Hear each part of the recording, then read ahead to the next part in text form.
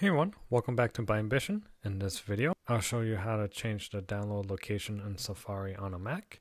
This lets you choose where files are saved instead of always going to default downloads folder. So let's get started. Step 1. First, open up Safari on your Mac, which I already have right here. Step 2, in the top menu bar, click Safari, then click Settings.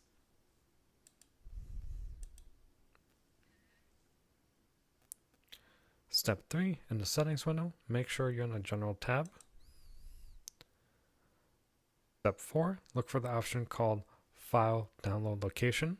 For the sake of this video, my download location is in the desktop. Step 5, click the drop down menu and select Other.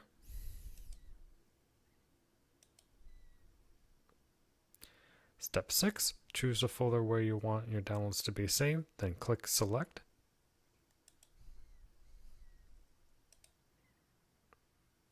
And that's how you change the download location in Safari on a Mac. If this video helped, like the video, subscribe to By Ambition, and I'll see you in the next one.